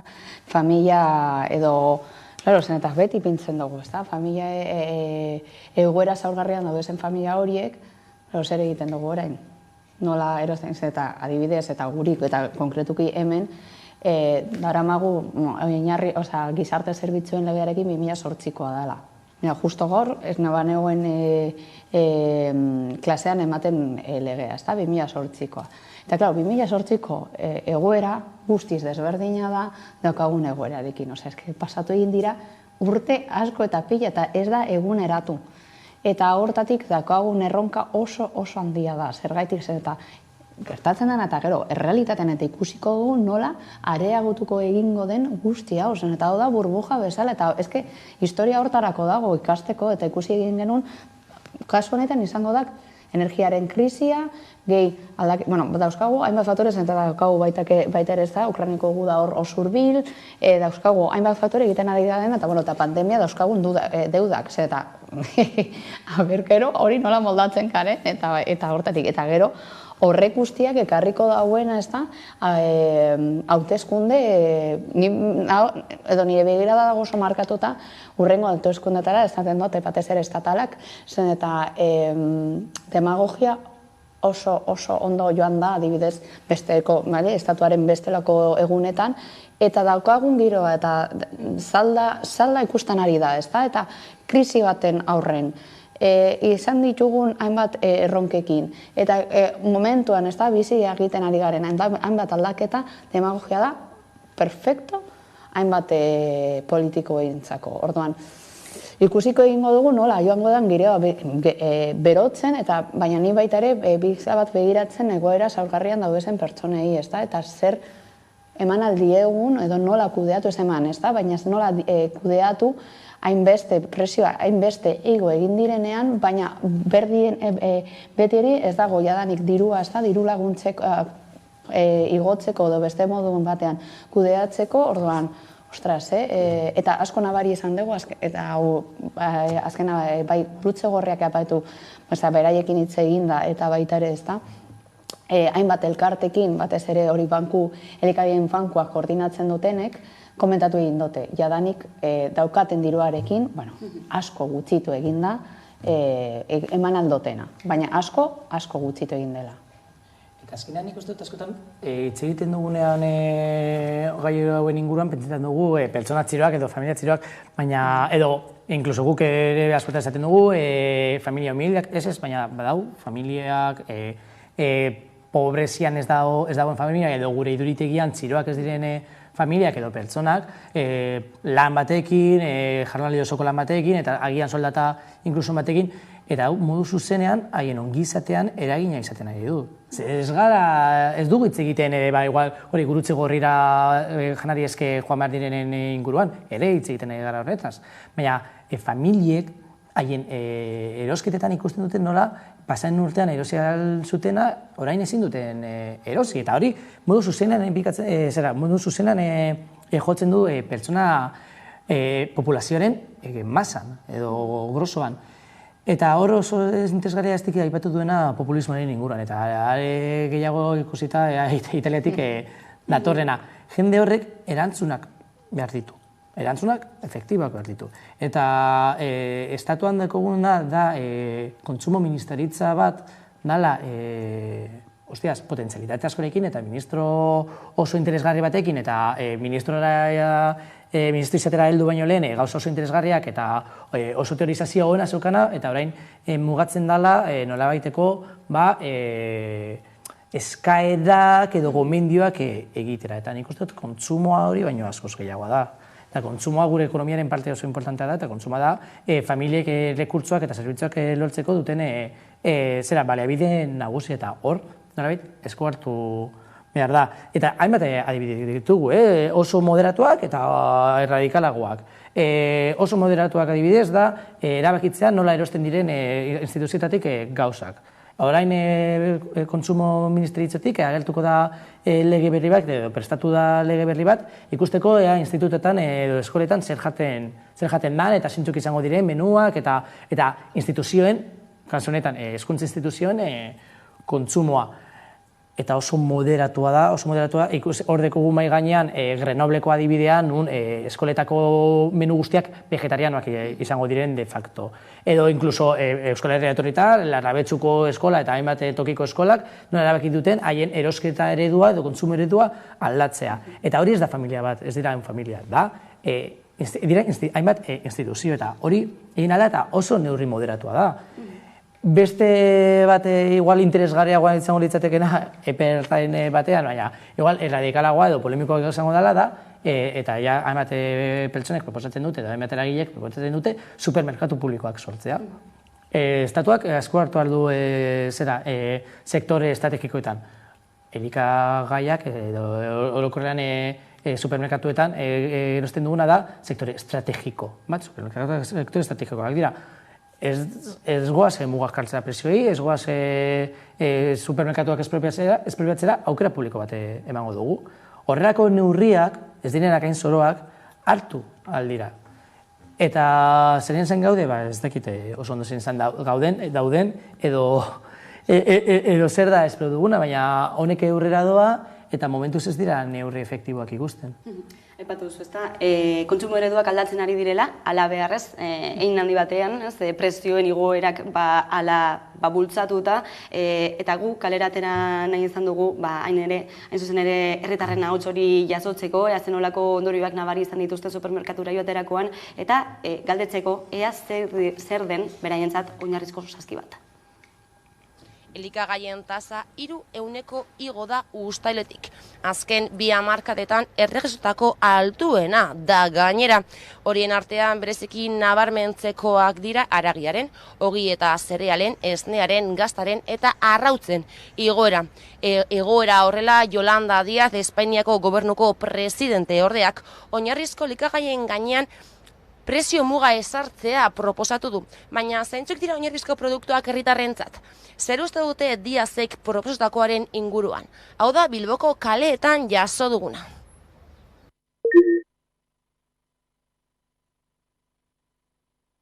Zirina, en plan...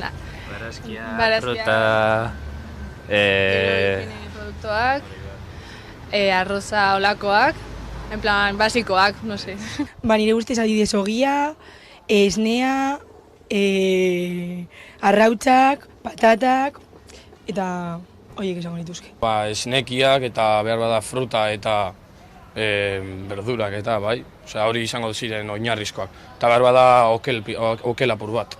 Ba, frutak, ezin beste zenbarko dira. Madarriak, bai, bueno, ba, zerezak, bai, melokotoiak, baina frutak nik uste oinarrizkoak direla. Gero bai, komplementatzeko, ba, gero legumbreak eta barazkiak. Baina, eta baita be, bueno, legatzak eta danala.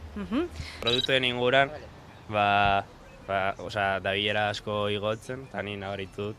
Bueno, edo nor nabaritu du, que soaz erosketa egitera, eta lehen ez dakit, agian €1 gastatzen zenituen konprandi batzutan, eta orain gastatzen duzu, vamos, ez dakit bikoitza, ez dakit agian asko da bikoitza, baina gastatzen duzu pilo bat.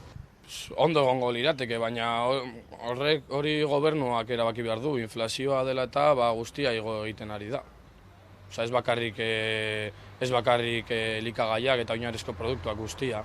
Osea, bankoak eta horrela momentuz igo egiten dituzte interesak eta horrela hipoteka bat hartzeko eta. Bueno, ezken finean, oinarrizkoak direnez gero eta pertsona bakoitzeko nolabait ezin bestez horretaz oinarritu behar denez, ez dela galdetu behar. Ze azken batean bestela jendea joango da kanpora zeo zer hartzera, hau da jantetzera eta halakoak, baina hori ez da nolabait merketasuna. Azken batean hori da, puntu batzuk eman dizkiola pertsonak, baina egutegian ez egunez egun egin behar den gauza bat. Ondo, printzipioz ondo ikusten dut, ez dakit posible dan edo ez, baina ondo, edartu ikusten dut. Ni adibidez egunero noa erosketetara, eta bai ikusi duela egoera nabari bat hori oinarrizko produktuetan, nire ustez gehiagizko prezio bat egotea ondo egongo litzateke.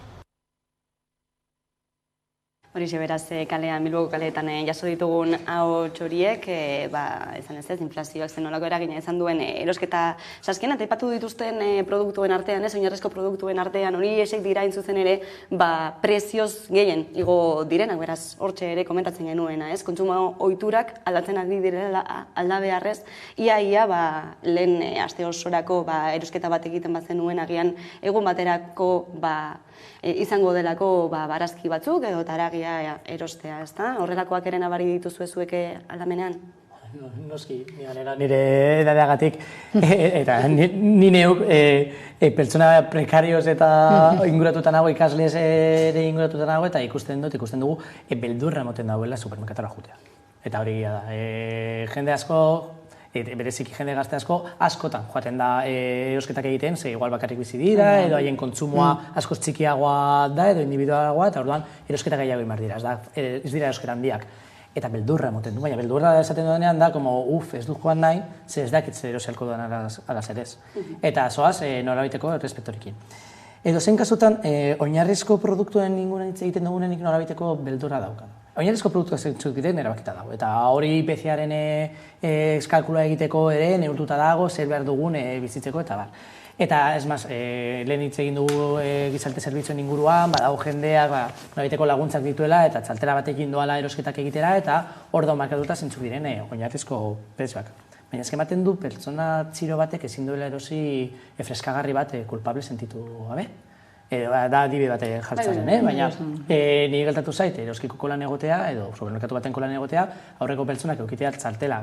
Familia handia bat dalako eta ez dituzelako zera diru sarrerarik eta kentzea freskagarri bat, ez baina hau ez da sartzen. Edo gaieta batzuk ez baina hau ez dira sartzen. Eta da, benetan, hori da maila, hau da, lusua bilakatu da freskagarria, momentu zehatzu honetan, igual, oinarrizko produktuen igoera kezkagarriena da, baina nik uste dut haratago begiratu behar dugula. Zer dana igo da, eta egia da, barazkiak eta bereziki fruta batzuk erostea imposiblea da,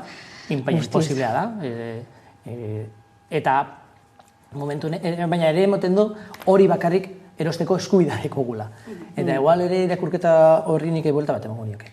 Espalditik datorren arazo bat ez, zimuinera joan da, eta orain, momentu ona izan daitekeela ez, azalera ekartzeko berriro ere, dagoen eztabaida hori. Bai, ni batez ere, klaro, nik asko, nire konkretuki ez, asko gustatzen zait fruta, ez da, baina ia da nola normalizatu egin dugu, ez da, baina frutaren egoera jadanik orain dela asko, poliki, joan da, hasieran poliki, eta azkenengo izango dugu hilabetetan asko igo dela, ez da? Eta, nola normalizatu egin dugu, adibidez, nire asko, hasi, como txaskarrillo, ez da, baina nire asko gustatzen zaizkiguiak, eta adibidez, da, badirudi orai lusuzko produktu bat dela. Zer, eta asko garaizte du egin da, eta askotan ni neu pentsaten dut. Ez que niri, bai edo bai, egunero jaten dut bat edo bi. Baina askotan nik neu pentsatu egin dut, igual, murriztu egin behar dut pixka bat, zen, eta eske, asko, edo tipika de kuadrien arden niri ez egin gustatzen, baina kuadriako askori, ez como, aguakatea, hori eskerrikatu, aguakatea zetan, baina kuadriako egin hori asko gustatzen zaietan aguakate, bera da, como lusuzko produktu bat bezala hartu egin dugu.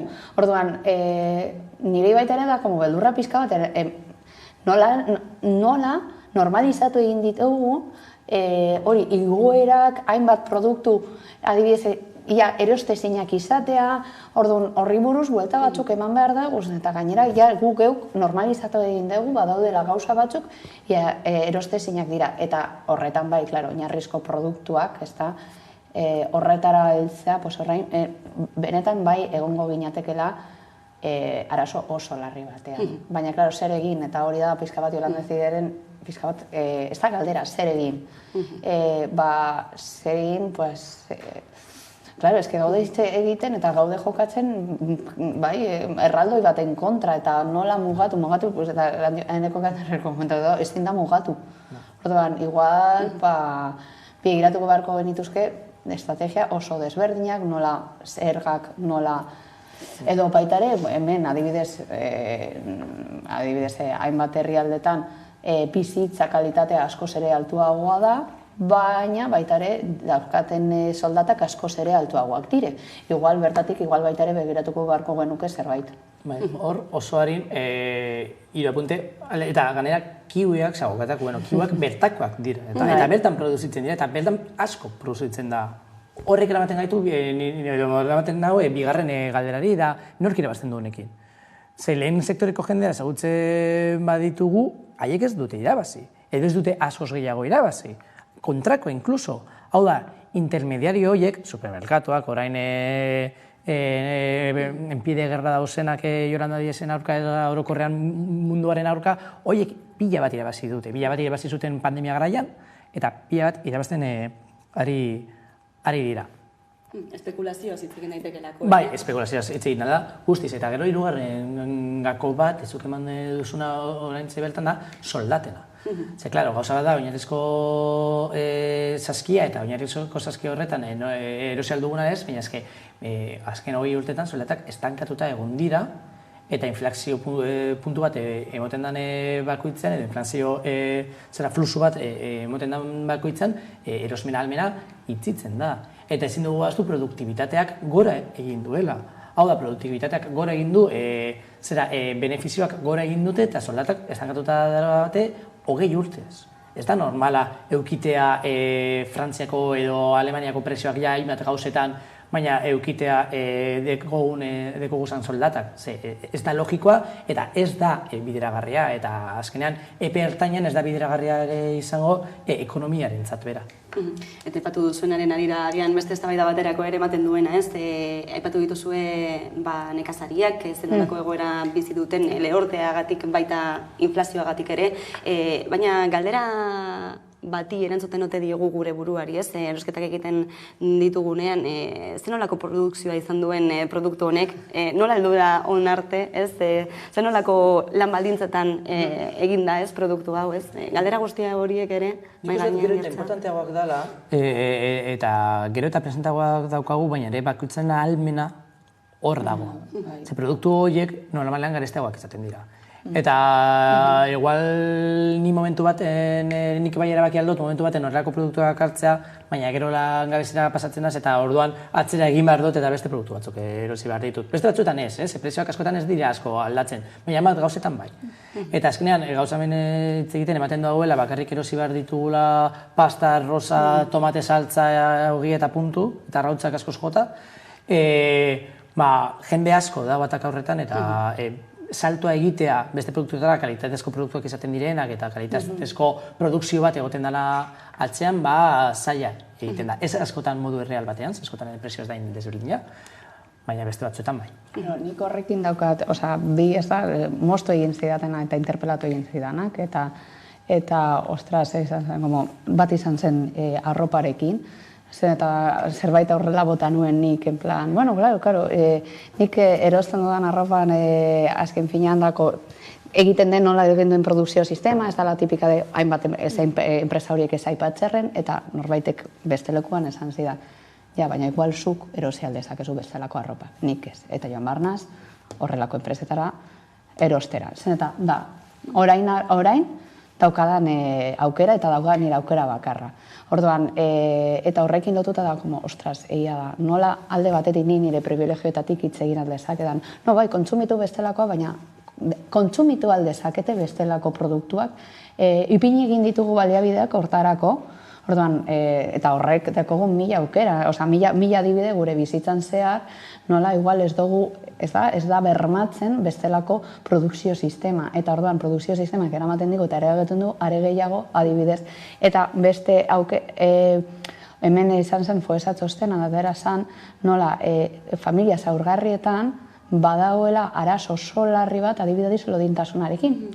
Eta, klaro, eta zegoen oso lotuta zemotatako produktuak erosi eta erosteko ahalmenarekin.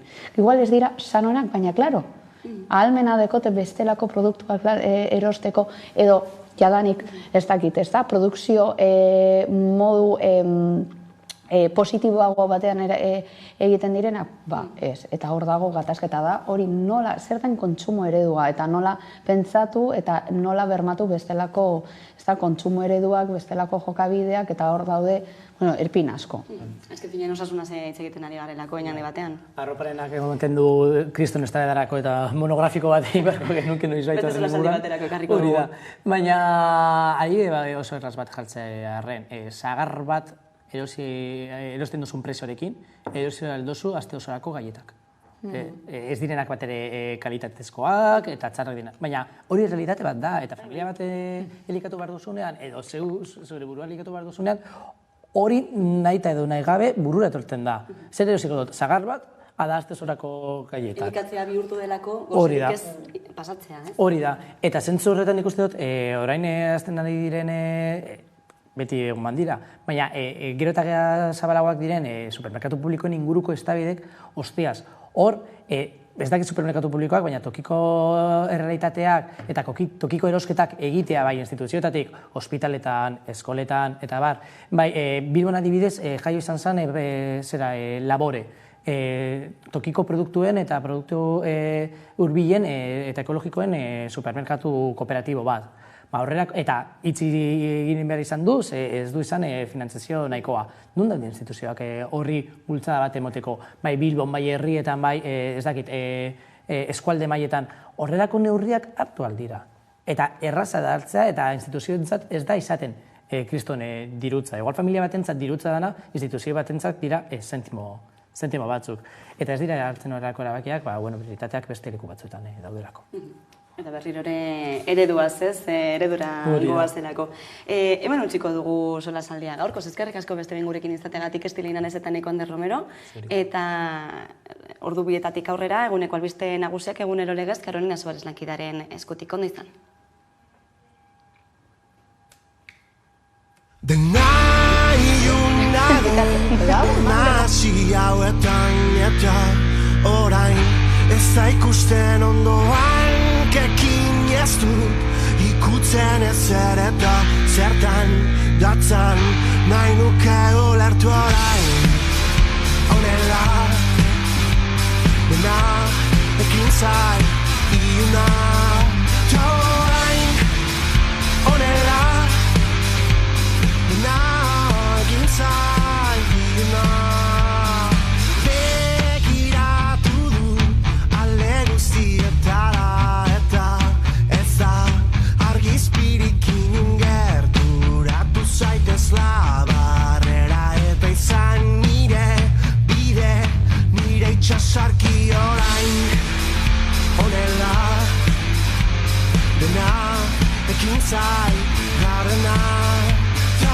orain honela dena egin zai garrena.